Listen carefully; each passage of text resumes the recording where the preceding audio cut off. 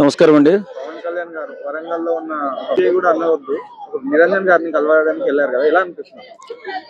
నిజంగా ఇంత బిజీ షెడ్యూల్లో పవన్ కళ్యాణ్ గారు టైం తీసుకుని అభిమానిని కలవడం అనేది చాలా అద్భుతమైన విషయం. ఎందుకంటే చాలా మంది మాటలు చెప్పడమే కానీ పనులు చేయరు. ఈవేళ తెలంగాణ వచ్చి ఆ అభిమానికి భరోసా కల్పించి అలాగే కొద్దిగా ఆర్థిక సాయం చేసి అభిమానులు కూడా ఆర్థిక సాయం చేయమని చెప్పాడంటే నిజానికి నిజాయితీకి ఏంటి గొప్ప మనస్తత్వానికి మనసున్న మనిషి మనసున్న మహారాజు అనిపించుకున్నాడు పవన్ కళ్యాణ్ గారు. చాలా సంతోషంగా ఉంది. ఎందుకంటే అభాగ్యుల పట్ల అనామకుల పట్ల ఉదార స్వభావం కలిగిన వాడే నాయకుడు. అలాంటి నాయకుల్లో ఇప్పుడు ప్రథమంగా ముఖ్యంగా చెప్పుకునే పేరు పవన్ కళ్యాణ్. పవన్ కళ్యాణ్ లాంటి నాయకత్వ లక్షణాలు ఉన్న వాళ్ళు చాలా అరుదుగా ఉంటారు. ఎందుకంటే సొంత డబ్బులతో రాజకీయం చేసేవాళ్ళు, సొంత డబ్బులతో కార్యక్రమాలు చేసేవాళ్ళు, సొంత డబ్బులతో సాయం చేసేవాళ్ళు కొంతమంది ఉంటారు. రాజకీయంగా కొంతమంది చెప్తా ఉంటారు పెద్ద పెద్ద డైలాగులు, వాళ్ళకి ఇది ఇచ్చాం అది చేసాం ఇది చేసాం, కానీ సొంత డబ్బులు ఎవ్వరు పెట్టరు. కాబట్టి ఈవేళ ఆ మరణ శయ్య మీద ఉన్నటువంటి ఆ బాబుని పరీక్షించి ఓదార్చి 45 నిమిషాల పాటు కూర్చుని, అలాగే నేను సినిమా తీస్తే OG 2 తీస్తే నువ్వే గెస్ట్ అని చెప్పి చెప్పడం చాలా సంతోషం అనిపించింది, చాలా ఆనందం అనిపించింది. నిజంగా ఇలాంటి వ్యక్తి కదా రాజకీయాల్లో ఉండాలా, ఇలాంటి వ్యక్తులు కదా రాజకీయాన్ని రాష్ట్రాన్ని దేశాన్ని పరిపాలించాలని అనిపించింది. నిజంగా ఈవేళ ఆయన జాతీయవాదంతో దేశాన్నే పరిపాలించే స్థాయిలో ఆ వ్యక్తి మాటలు ఆ పవన్ కళ్యాణ్ గారు చేష్టలు ఉన్నాయి. అలాంటి వ్యక్తులు దేశాన్ని పరిపాలించినా సరే దేశం బాగుపడుతుంది, వ్యవస్థలు బాగుపడతాయి, అన్ని రకాలుగా అభివృద్ధిలో ముందుకు దేశంతో వెళ్తుంది.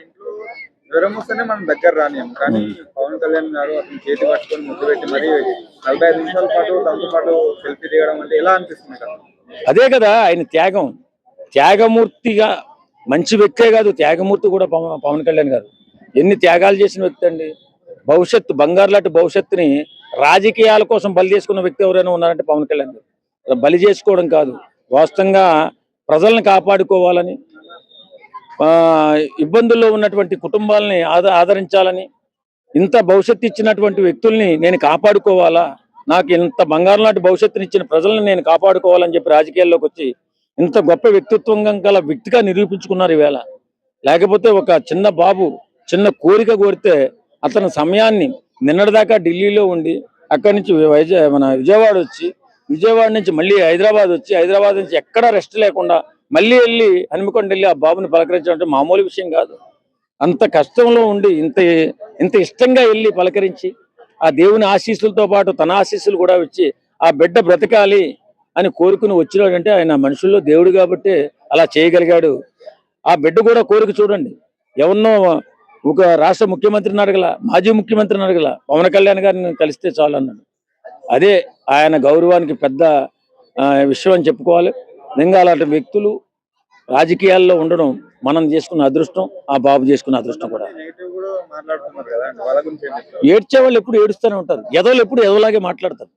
కొన్ని ఆంధ్రాలో ఒకడు ఉన్నాడు, వాడు ఆ పేరుని నాని అనేవాడు, వాడు ఏం మాట్లాడుతున్నాడు, ఆ బాబుని పట్టుకుని ఆడు ఈడు ఆడెవడో పిలిచాడంట అభిమాని, ఈడెవడో వెళ్ళాడంట, ఆడికి వెళ్ళి ఏం పీగుతాడంట. ఏం బాధ్యత లేదా, మనిషి లేదా, మనుషులు కదా మీరు, పశువులా?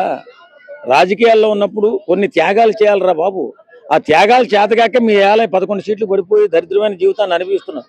కాబట్టి మారండి, మనుషులుగా బ్రతకండి, మానవత్వంతో బతకండి, ప్రజల మద్దతు పొందండి. అంతేగాని ఇలాంటి నీచమైన మాటలు మాట్లాడి మీ నాయకుడికి మీ పార్టీకి తలవంపులు తీసుకురావద్దని పేరు నానికి కోరుతున్నాం. వెధవలాగా బతకండి, మృగాల్లా బతకండి, మనుషులుగా మారండి.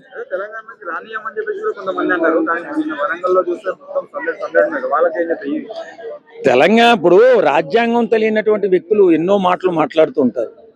రాజ్యాంగ విలువలు రాజ్యాంగ పరిధులు తెలుసుకోవాలి. ఫస్ట్ దేశంలో భారతదేశంలో ఎవరైనా ఎక్కడైనా ఇల్లు కట్టుకోవచ్చు, కాపురం ఉండొచ్చు, ఆ రాష్ట్రానికి వచ్చి మనం పోటీలు చేయొచ్చు, రాజకీయ పార్టీలు పెట్టుకోవచ్చు.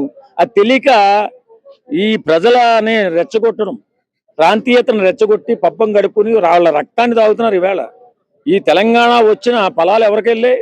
రాజకీయ నాయకుల కుటుంబాలు, ఆ ప్రభుత్వ ఉద్యోగులు వాళ్లే కానీ ఫలాలన్నీ వాళ్లే కదా అనిపిస్తున్నారు. ఎవడు సామాన్యుడు ఎవడు బాగుపడ్డాడు? కాబట్టి ఇలా సెంటిమెంట్ మీద బతుకుతున్న ఈ దుర్మార్గుల మాటలు ఎవరు పట్టించుకోవద్దు. ఖచ్చితంగా పవన్ కళ్యాణ్ గారు తెలంగాణలో కూడా బలమైన నాయకత్వాన్ని నిర్మించే దిశగా ముందుకెళ్తున్నారు. ఖచ్చితంగా తెలంగాణకి ప్రశ్నించే విధంగా, తెలంగాణలో ఎక్కడ అన్యాయం జరిగినా దాన్ని ఎదిరించే విధంగా పార్టీని బలోపేతం చేస్తున్నారు. ఖచ్చితంగా పార్టీ నిర్మాణం జరుగుతుంది. తెలంగాణ వాళ్లే తెలంగాణని పరిపాలిస్తారు.